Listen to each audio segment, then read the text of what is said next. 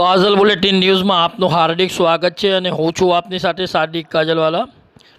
દર્શક મિત્રો, હાલમાં ગુજરાત રાજ્યમાં લાગુ કરેલ યુનિફોર્મ સિવિલ કોડ એટલે કે યુસીસીના અમલને તાત્કાલિક મોકૂફ રાખવા માટે આજે ગુજરાત હિત રક્ષક સમિતિ દ્વારા જિલ્લા કલેક્ટર કચેરી ખાતે લેખિત રજૂઆત કરવામાં આવી હતી।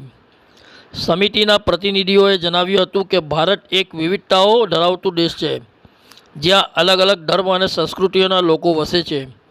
દરેક સમુદાયના પોતાના વ્યક્તિગત કાયદા અને પરંપરાઓ છે, જેને સન્માન આપવું ખૂબ જ જરૂરી છે।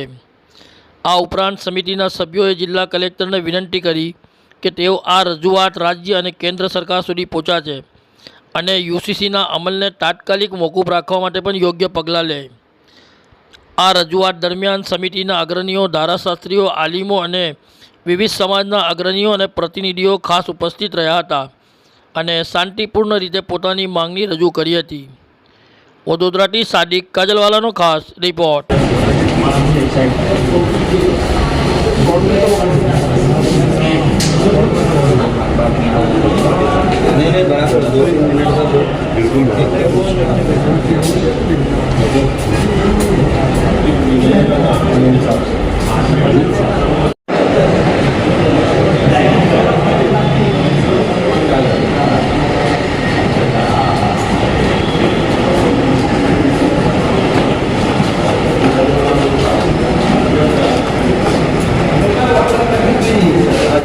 વડોદરાના આગેવાનો એક સાથે થઈને એક યુનિટી બતાવીને આજે કલેક્ટર સાહેબને રજૂઆત કરવા આવેલા છે કે જે વિધાનસભામાં યુસીસીનો કાયદો પસાર કરવામાં આવેલો છે, સરકારે પોતાના મેજોરિટીના જોરે આ કાયદો પાસ કરેલો છે અને જે રીતે આ યુસીસીનો કાયદો અમારા ઇસ્લામી શરિયતમાં સીધી દખલઅંદાજી કરે છે।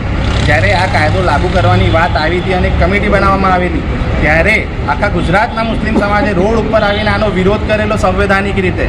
અને આ મુસ્લિમ સમાજ એવું જ કહે છે કે અમને યુસીસીની કોઈ જરૂરિયાત નથી। આજે આખા ગુજરાતના હિન્દુ, મુસ્લિમ, શીખ, ઈસાઈ તમામ ધર્મના લોકોને કોઈ ધર્મ બાબતના કાયદાની જરૂરિયાત નથી। લોકોને શિક્ષણની જરૂરિયાત છે, રોજગારની જરૂરિયાત છે, લોકોને 2 ટાઈમ ખાવાનું આપો તમે। આ આપણા જે હમણાં નેતાઓ છે, ગુજરાતના જે સરકારમાં નેતાઓ બનીને બેસ્યા છે, એમને એવી ઈચ્છા હોય કાયદો બનાવવાની અને નવરા બેસીને કાયદો બનાવતા હોય તો એવું કાયદો બનાવો કે કોઈ પણ નેતા ગ્રેજ્યુએશન કર્યા સિવાય કોર્પોરેટર કે ધારાસભ્ય ના બની શકે। આજે આપણે જોઈ રહ્યા છીએ કે 8 ફેલ અને 9 ફેલ નેતાઓ આઈએસ આઈપીએસઓને ગાઈડ કરે છે કે તમે આવું કરો ને તેવું કરો। આ એક શરમજનક વાત કહેવાય આપણા સંવિધાન માટે પણ। બીજી વાત કે આ યુસીસીના કાયદામાં લિવ ઇન રિલેશનશીપને મહત્ત્વ આપવામાં આવેલું છે કે લિવ ઇન રિલેશનશીપ એ કાયદેસર ગણાશે। એટલે એક છોકરા અને એક છોકરી લગ્ન કર્યા વગર પતિ પત્નીની જેમ રહેશે અને એ બાળક પેદા કરશે, એ પણ બાળક કાયદેસરનો ગણાશે।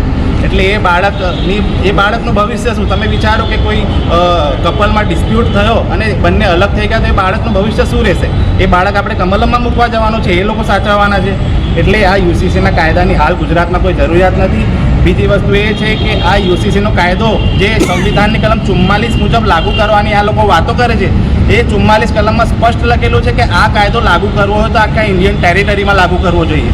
પરંતુ આ કાયદો ગુજરાતમાં અને ઉત્તરાખંડમાં એટલે લાગુ કરવામાં આવેલો છે કે પર્ટિક્યુલર સમાજને ખુશ કરવા અને વોટોનું ધ્રુવીકરણ કરવા માટે તમારે આ કાયદો લાગુ કરવો હોય તો તમે મહારાષ્ટ્રમાં અને યુપીમાં કરો। કેમ નથી કરતા?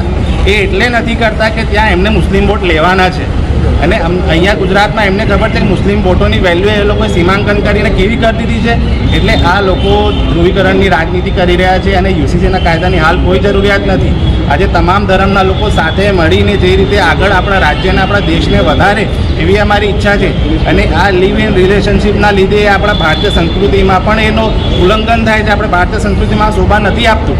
એટલે તાત્કાલિક આ કાયદા ઉપર રોક લગાવવામાં આવી। અમે કલેક્ટર સાહેબને રજૂઆત કરી છે કે તમે અમારા પ્રતિનિધિ બનીને સરકારને રજૂઆત કરો કે મુસ્લિમ સમાજ આ કાયદાનો વિરોધ કરે છે। સમાન અધિકારની વાત છે આ કાયદાની। સમાન અધિકારની વાત તો કરવામાં આવે છે આ કાયદામાં, પરંતુ જે રીતે તમે જુઓ છો કે એક બાજુ આપણા ગુજરાતમાં અસાન ધારાનો કાયદો છે, જ્યાં હિન્દુ ભાઈનું ઘર મુસ્લિમ ભાઈ ના લઈ શકે અને મુસ્લિમ ભાઈનું ઘર હિન્દુ ભાઈ ના લઈ શકે। બીજી વસ્તુ, આ જ કાયદામાં કેટલાક સમાજ અને કેટલાક ધર્મના લોકોને બાકાત રાખવામાં આવેલા છે। પછી તમે સમાનતાની વાત કેવી રીતે કરી રહ્યા છો? તમે માત્ર ને માત્ર પર્ટિક્યુલર સમાજ અને ધર્મને ટાર્ગેટ કરીને આ કાયદો લાવવામાં આવેલો છે। એટલે તાત્કાલિક આ કાયદા ઉપર રોક લગાડવામાં આવી, અમે રજૂઆત કરી છે। इस वीडियो को लाइक करें, हमारे चैनल को सब्सक्राइब कर बेल आइकन जरूर प्रेस करें